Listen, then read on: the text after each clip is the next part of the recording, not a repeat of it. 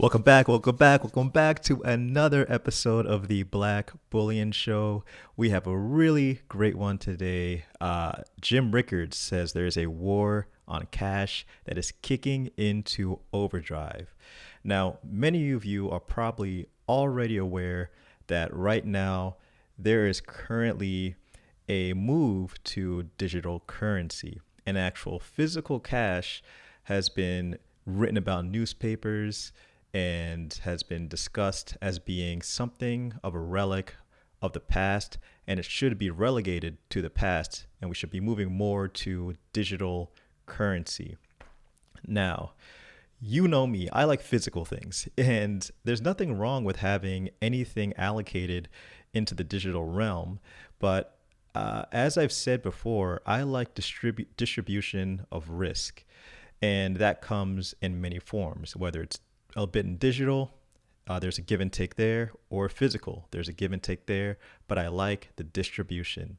So before we get into this article, I just want to say if you're new, please like the video and please subscribe. It helps to get this economic evangelism out there. So let's just jump right into it. So in this article, Jim Rickards touches on a few things about how just historically there's been a war on cash, even going back as far to 1969. And funny enough, he says until 1969, there used to be 500,000, 5,000, and even $10,000 bills.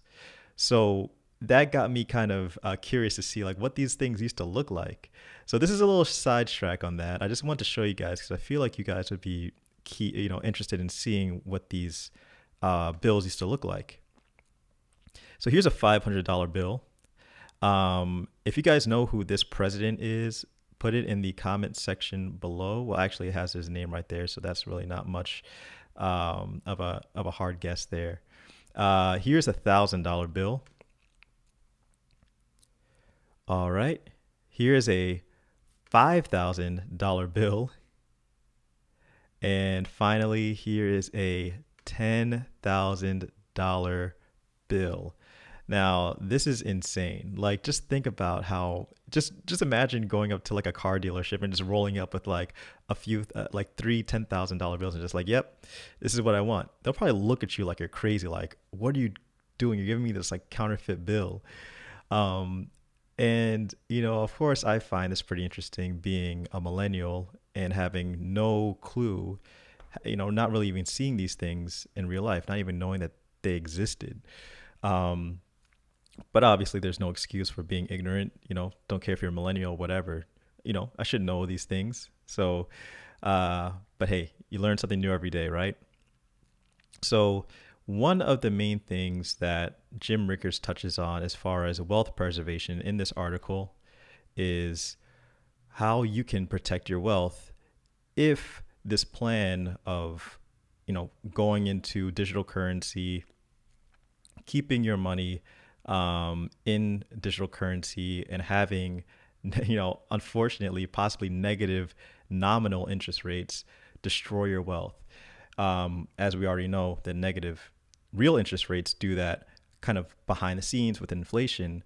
The negative nominal rates, they'll probably do that in your face and be like, yeah, you owe us money, So for ways to protect your wealth, Jim Rickards actually says that he strongly recommends you holding physical gold and silver. Recommends you having at least 10% of your investable assets to gold. And if you really want to be aggressive, maybe 20%, but no more. And, for me, now he's talking about wealth preservation. So he's not talking about speculation. He's not talking about, okay, this is something that you want to, invest to hopefully get a good return on your investment. That has its place, and gold definitely has its place in that.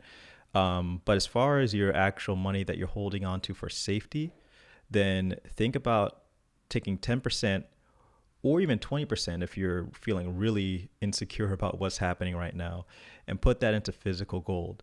That's one way to do it. Another way to do it is to also have some physical cash. Now, Jim Rickards also mentions this in his book, The Road to Ruin. Towards the end of the book, he says, hey, possibly have 10% of your assets in gold, and then have 30% in cash, some physical cash. So that's actually what I do. Though it's not 30%, I would say I probably have.